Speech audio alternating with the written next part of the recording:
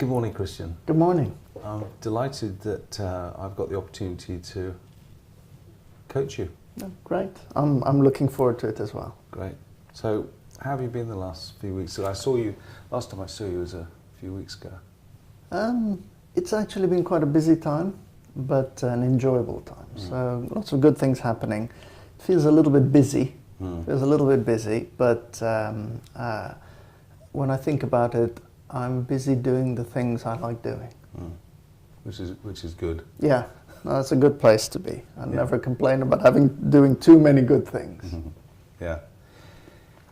So, here we are for a session. And what would you like to talk about today? It's something that actually is quite close to my heart, and I've talked about it a couple of times before, and I kind of want to revisit this because it's. I think I'm getting better and moving in the right direction, but just want to kind of reconnect, and that's to do with my passion for motorcycling. I'm a big motorcycle fan. That's the topic. I just want to explore, and it actually ties in with the first question about. I'm doing a lot of things that I enjoy doing, mostly are work related, and this part of it really feels like my time, and I'd like to do a little bit more of that than I've been able to. Right. Okay. So how long have you been motorcycling, or have you ridden a motorcycle for? Well, I bought my first motorcycle when I was 16. I actually, it's against the wishes of both my parents, who said I'd be banished if I ever did such a thing. So I saved up some money. It was not a lot of money in those days. Saved up some money, went and bought this motorcycle when I was 16. I actually didn't know how to ride a motorcycle, and I hadn't thought about that. I paid for it, got the papers, and thought, well, how am I going to get it home now? So it was a bit dangerous. But the funny thing is, from when I was 16 till I moved to the UK, I was riding, and the weather's great out there. It was in Lebanon, really lovely weather. And then there was a long gap when I came to England, because one, we probably couldn't afford a motorcycle. It seemed an extravagance, and the weather didn't seem particularly appropriate. And also, I needed to do my motorcycle test again before I was allowed to ride in England. So there was a long gap. You got a license. Was it in Lebanon? Yeah, so I had a license for Lebanon, but that doesn't translate automatically. I had to do everything from scratch. So there was a long hiatus, and then I started again back in probably, I think it was 2007, when I was able to reconnect with that. So it's quite a long gap. It was a long gap, and but I've always had that passion. And I was doing a PhD. It took me quite a long time to do a PhD. And one of the things that I gave myself as a motivation is, if I get my PhD, I'm going to buy myself a motorcycle. That was the thing that kept me going, and probably one of the factors that led to my success. So as I got close to finishing my PhD, I started doing motorcycle lessons, trained how to be able to ride here in England. My wife was lovely and very supportive. She paid for those lessons, kind of to encourage me as well. And then as soon as I graduated with my PhD, I went and bought myself a motorcycle. Which type? It was a Yamaha Dragstar. It's a imitation of a Harley Davidson. It looks a little bit like a Harley Davidson. It's a big beast of a... It is. It's relatively big, and I kept that bike for a long time. So I'm kind of proud of that as well, because it was not a very expensive bike, but I rode it for quite a long time. And more recently, I've just bought myself a different motorcycle. Right. You still have the... No, I traded that in, okay. And I've got myself this is an adventure motorcycle. So it's actually designed for the kind of adventures that I'd like to be doing. Right. And more than the adventure of riding from home to work, if you know what I mean. Although that can be an adventure of types. Yeah, yeah. So how often do you ride? this new bike? Well, the promise I made myself when I got a bike, because I always think, if I'm going to get a reward, I also need to honor that reward. So my deal with myself is I'll ride it at least once a month, regardless of weather and all the rest of it. So I've been doing that. So I'm okay with riding it regularly, but I'm not doing as much of the fun kind of almost, I use it a lot for work.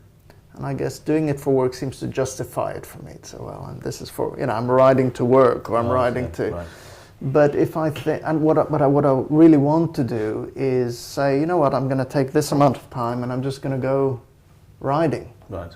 And I've done that a couple times since I moved to the UK, but it's very infrequent. Right, okay. But you are using the bike a lot to get to work?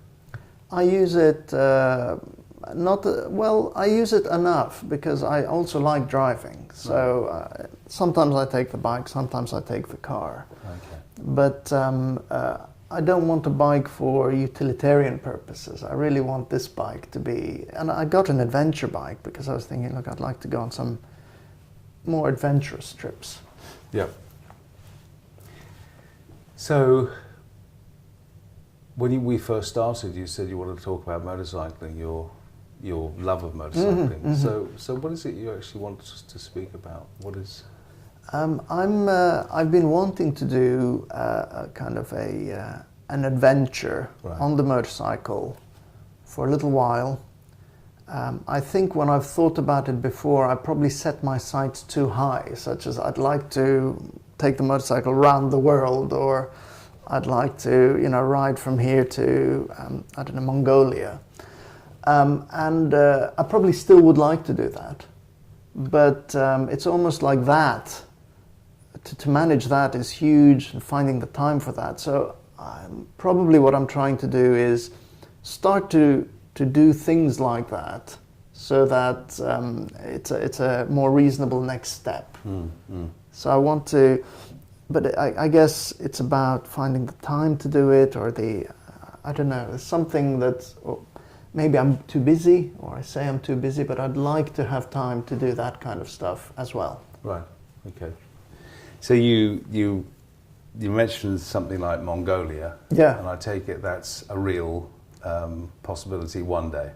Well, Mongolia, India, absolutely, and really far afield. It's adventure I want. And I like the idea. You're on a motorcycle, you're on your own. That's an important part of it, because sometimes I like that time to myself to just reflect, and it's a wonderful time because you've got your helmet on. You're on a motorcycle on your own, and on those long distances there's plenty of time to think. When I drive, I sometimes get distracted, I start, kind of daydreaming or whatever. On a motorcycle you can't do that. It's a different kind of attention you bring, and I like that. It's kind of long, focused. I almost feel I get into flow, which I don't get into if I'm commuting with my bike, if you know what I mean. Yeah. And so something you would do this on your own. You picture yourself doing this on your own? Okay. Yeah, this is a thing I'd like to do on my own. Maybe along the way there'll be other riders joining or whatever, but ultimately this is my, an adventure that I'd like to do because I enjoy it. Right, okay. So earlier on, just in passing, you mentioned the things that stop you from doing this. Yeah. Okay, so how important is it to you that you do this? Well, for me it's non-negotiable, which is why I'd like to ramp down what it is, because I think this is where I'm caught actually, because I've thought before about taking 3 weeks and just going out to India and just renting a motorcycle and spending 3 weeks. But logistically, that poses, I'm almost setting myself up to make that quite difficult. So that's not gone away, and the Mongolia hasn't gone away. But I guess what I probably want to do is, find some way to start getting that adventure spirit and enjoying that part of it. And by doing it on a smaller scale, I think I might develop the kind of the thinking and the the experience as well, because it would actually be probably quite crazy for me to try to go to India suddenly when I've never had that kind of extended experience of just riding a bike in a country I've never been to before, although that is also the appeal of it. Mm. Okay. So this is not something that's recently come upon you. You've thought about this for some time. Yeah. So what has stopped you from doing something about this? I think it's just that logistics. Because, when I look at my diary and think, well, when am I going to have 3 weeks? The answer at the moment is never. It's never going to happen unless I say, that's it, I'm taking these 3 weeks out. It's a big leap from where I am. And then when I've thought, okay, can I do it in 10 days? Fly out to India for 10 days and do this, then it's not the adventure that I wanted, and then I get stuck with that because I say, well, that's not going to do it justice. I don't want to fly all the way out there for just a 10-day kind of a thing. And then I end up not doing it, which frustrates me because I think I'm going to do this, but I'm not doing it.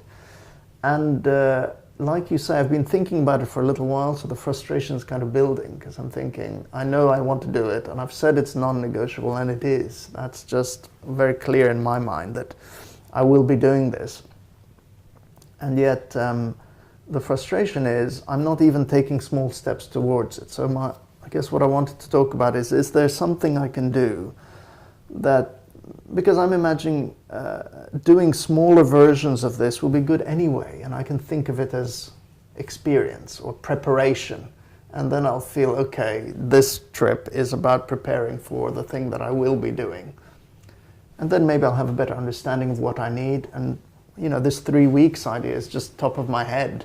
Yeah. I don't know if it does require 3 weeks, or maybe it requires longer or shorter. And until I've maybe done a few smaller ones, I don't know. Okay. Mm-hmm. This sort of reminds me of some of the coaching sessions that I have with other people, let's say senior execs. Okay. A CEO or MD that want to do things. Yeah. And they often articulate them as being something they would like to do in the future. Mm-hmm. But they have so many demands on their time, like family, mm-hmm. Children, wives, the organisation, yeah. the people in the organisation. So they never get round to doing something that they're passionate about, mm-hmm. and they see time slipping away. Mm-hmm. Knowing what I do of you and your organisational skills, mm-hmm. and what's the limited information I have about your agenda, your work programs, what have you. Are you in a similar sort of situation? Well, the slipping away, I don't like to hear about that, because that, I guess that's the worry, and I don't want to be, 10 years' time saying, oh, I wish I'd. And when I look back from 10 years' time, I say, I would probably be saying, why didn't I take 3 weeks? What stopped me from saying, these 3 weeks are off,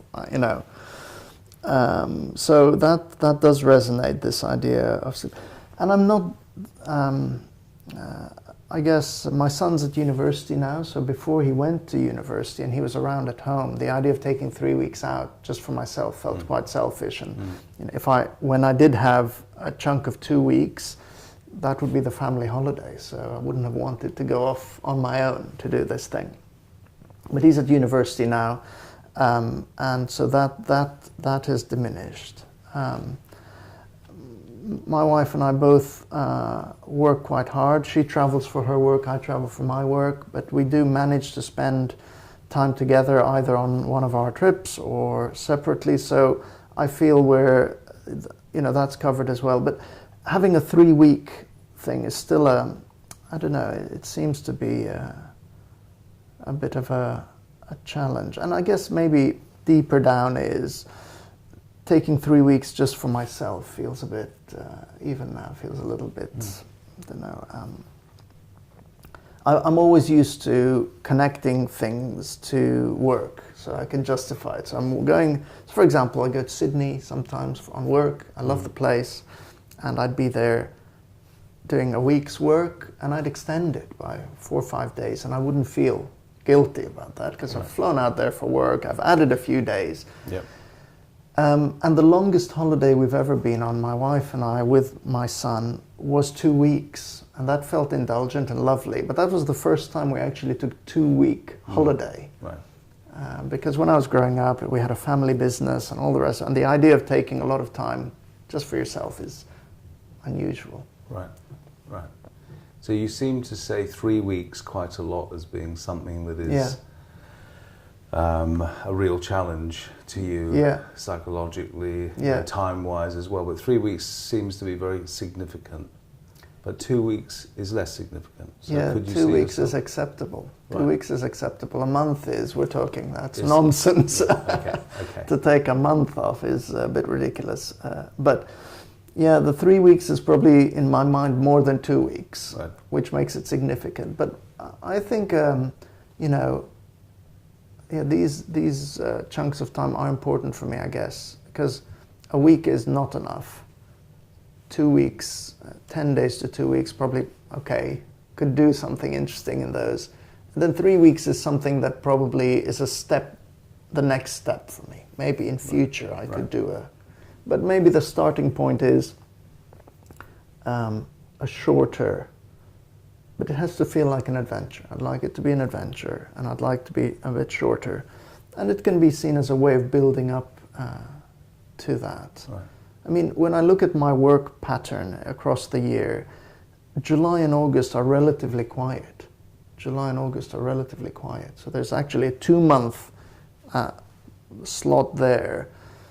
I'm not saying I take all of it off, but theoretically there are weeks in there in that period.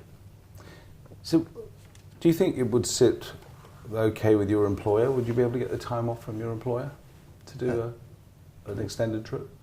Yeah, I have. I think I've got around 30 days annual leave, and my employer would probably prefer I took it during this period, July, August, because for my employer it's a quiet time as well, relatively quiet time.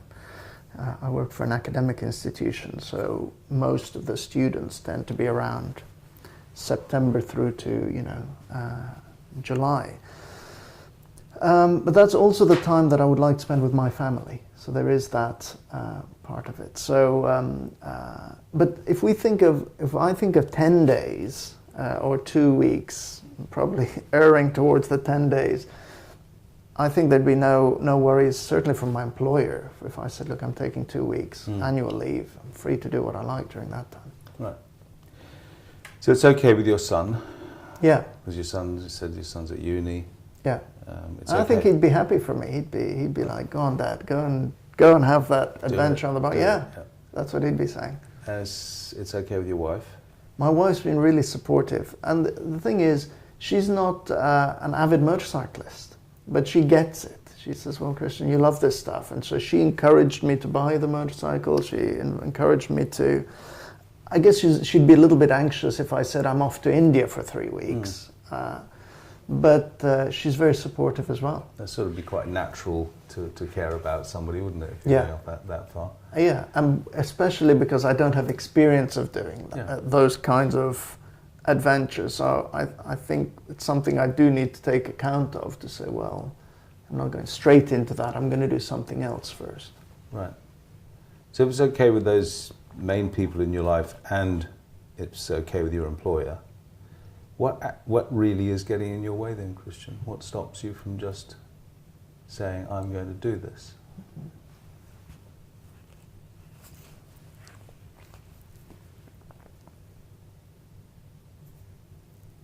I don't know, it's a difficult question.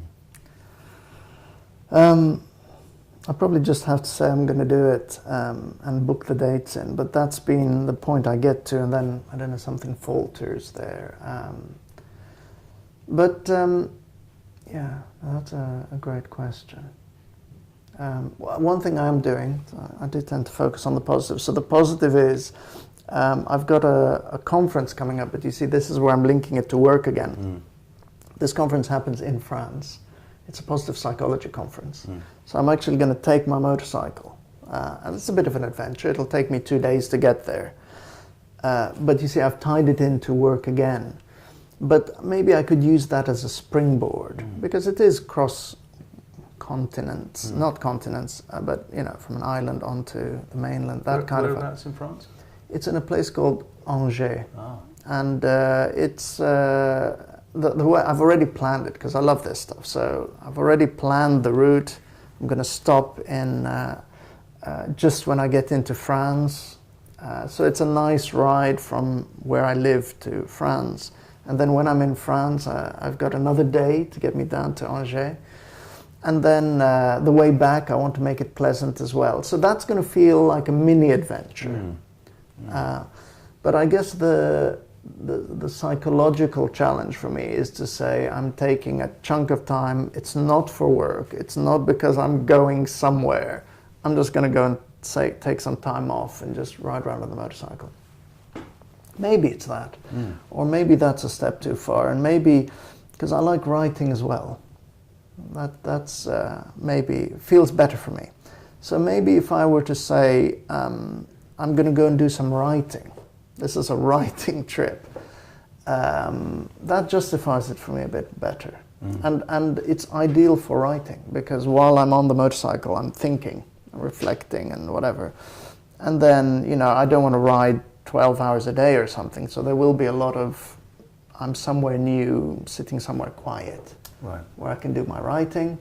And then I think if I'm thinking this is part of my writing process, a writing trip, and for me the writing doesn't feel so much like work. It doesn't fit into the work category for me, because I love writing. So, it feels a lot better now. If you were to be, let's say that you got to the stage, let's just imagine you got to the stage where you were actually on your bike, on a trip, you'd actually made the step, you'd taken the decision, you got the approval of all the important people in your life, and you're doing it. Okay, if you were in that position, and you were to look back, what sort of things would have had to have happened in order for you to be enabled to do that? Well, I think a lot of the people who are important to me would want me to do this trip. So when I look back, I'm seeing that these people are not just grudgingly saying, yeah, okay, go on then. They're encouraging me. You'd have the genuine support of these people. They'd be genuinely supporting of me. And when I look back, what's happened is I've had a good experience of going to France and back. And it's in all, it's like a 4-day trip. So it's a good experience. I'm looking back at that. And then after I got back, it is a positive psychology conference after all. So after I get back from that, I'll talk to some of the important people around me and say, look, I had a great trip. It was wonderful. What I want to do next is I want to go on a longer trip. It's partly for me, but partly so I can do some writing. I need to get some writing done. And that's what will have happened. And then the writing thing, I can dedicate 10 days to it because it needs time. And then I can say, look, there's 10 days, it's a writing trip. It gives the whole thing some sort of purpose. And I get the adventure and the quiet reflection time that I like. So it's kind of like the first trip is a bit of a tester. And then you can extend that. So it's sort of baby steps and then a bigger trip. That's right. That's right. I mean, if I can do the 10-day trip, I think it'll be easier for me to think about a longer one and maybe further away. So even as I think about the 10-day trip, I'm just thinking, where can I get to in 10 days? And Spain is a beautiful country, and I'd love to ride in Spain. The weather's nice. I've got a special place in my heart for Andalusia. So that would be just the ideal destination. And when I do the logistics, I might need to extend it. Because I'm going to say, well, in 10 days, I'm not going to get there and back. So that might give me another justification for saying, well, let's just extend it to 12 days so that I can get there, spend a couple of days, and then. But I just the journey is important. It's not just about getting there on a motorcycle. It's part of, the getting there is part of the adventure. And this is all on your adventurer bike. That's right. And it's got the suitcases already and everything. The moment I use my suitcases for laptops paperwork, but I'd love that to be, you know, my clothes for 2 weeks or whatever, then that's what they're there for. Yeah, yeah. It's interesting to notice that your physiology, as we've been speaking when we first started, you know, this subject, I was wondering why this would be an issue, because it seems at first glance quite straightforward, really. Right. If you want to do something, you've got a bike, get on the bike and do it. But the things that we've spoken about, the permission from the important people, your employer, those things you've got, they're in place. Yeah. But you need to have you need to sort of literally stick your toe in the water before you put your whole foot, don't you? You need to try this out first. Yeah, and the trying isn't to do with riding the bike, because I've ridden bikes distances. The trying is, this is some time that I want to do this thing. I'm just going to go do it. Yes, yes. So, what will you do as a result of having this conversation? Well, I'm already committed to going to France on the bike. I think what I'm going to commit to is, while I'm in France, I'm going to scope out what a 10-day, 12-day trip would look like. Because I'll be off-site, I'll have been on the bike for a couple of days, and I'll have a good sense of distances and what I can do. So I'll probably plot out a longer journey. And then when I come back from the Positive Psychology Conference, I'll reflect. If that's been a good experience, then I'll go and seek new permissions for an extended trip. And I've got a lot of writing on my mind that I want to do. So, you know, it's maybe something that I can squeeze in August, September time. Would be lovely if I could find the time to do that. And at the moment, but I think I do need these smaller steps. I'm happy that I've got a few small steps to get me closer to that. And you think you might then be able to give yourself permission to take a longer trip? Yeah. Because it seems to me that the only person that's withholding that is you. Maybe that is true, yeah. That might be true. So, Christian, on a scale of 1 to 10, how useful has this conversation been to you? I think very useful, because it's more likely to happen now. And, you know, the problem with the India-Mongolia thing is that as much as I really want it to happen, there was a blockage, which we've talked about just now. And I think I just need to, you know, through smaller trips, get more comfortable with particularly the permission aspect. Right. And I think I'll see that, you know, giving myself permission to do these things is beneficial for me and for what I want to be doing. So very helpful, you know. About a 7 or an 8? Number. Yeah, definitely, at least an 8. At least an 8, okay. Okay, well that's enough for this conversation. Yes, very helpful. Thank you very much. Okay, thank you, Christian.